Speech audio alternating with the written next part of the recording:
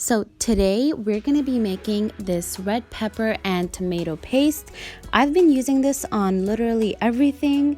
The red pepper gives this such a distinct yummy flavor, not just all tomato. It gives you a hint of sweetness in anything you put it in. And you need to make this week because the recipes to come use this a lot. Okay, so have this in your fridge. Let's go. What I have here is about 4 pounds of red bell peppers that I'm gonna cut. I don't want any seeds or ribs, so I'm just gonna take down the first wall, lay it on its back, and then go around cutting the pepper while avoiding all these seeds and the ribs. You don't want that to end up in your paste. And do not throw away those scraps. Keep them in your freezer, okay? Put them in a Ziploc bag, freeze them, and in a couple weeks, I'm gonna show you what to do with them.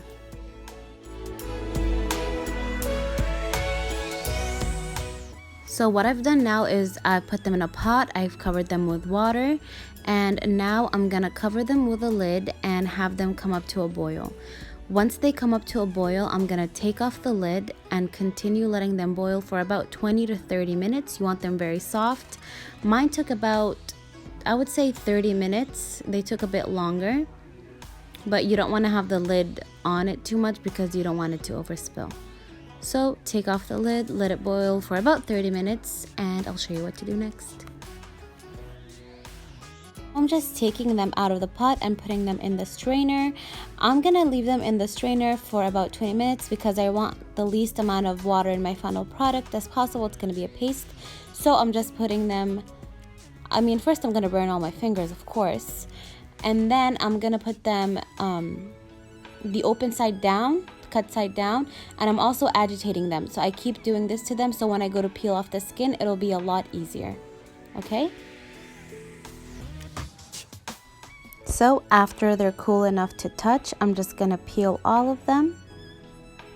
You know, you wanna get as much of the peel as possible. We are gonna put this through a sieve again, but getting the most skin now is gonna save you a lot of time.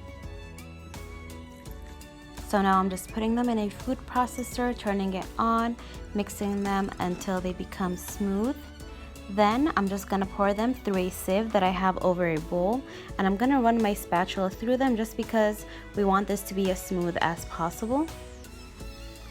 And you can see how beautiful that color is. It's just a beautiful orange red color from all that bell pepper, and it's really gonna show in your food. If you want to spice something with it, marinate chicken, marinate anything, the color will show. And I want you to see what's left. You see all those little grains right here? We don't want that in our final product. So I'm just gonna keep running my spatula along the red peppers until they all go through the sieve.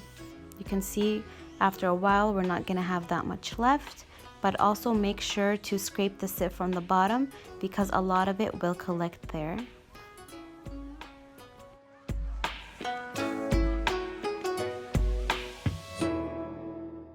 See all that? We don't want that in our final product, so make sure to do this step, okay? Do not skip it. And you can see our final result. Such a beautiful, smooth paste. I want it to be a lot more thicker than this, so I'm just putting it in a pot on high heat, and I'm adding tomato paste, okay? I'm adding this tomato paste, mixing it in. I added about a little less than a cup. Now I'm just gonna mix that in with some chili pepper. Now the amount of chili pepper that I put, which is about 2 teaspoons, it didn't really make it spicy. It just made all the flavors stand out. If you did want this to be spicy, you would take out a few of the red bell peppers and you would add red chilies instead. Just the same process. And after I mixed it, I decided to add another, I would say 3/4 of a cup of tomato paste because I wanted this to be a red pepper and tomato paste rather than just a red pepper paste with some tomatoes added into it. So just mix that along until it gets to the consistency of your liking, and make sure you have a high pot because when this splatters, it'll go everywhere, okay? It went in my eye, it went on the camera, it went on the stove. Just make sure to have a high pot. And you can see how it just gets thicker and thicker. You want to make sure to add some salt and some olive oil. The ingredients and the amount of the ingredients will be down in the description as always. And now we're gonna give it our final mixeroo. I'm telling you, this will go great over anything. I marinate my chicken with this. I put it in stuffings. I brush it over my chicken when I want to broil it, so it's really, really handy in the kitchen.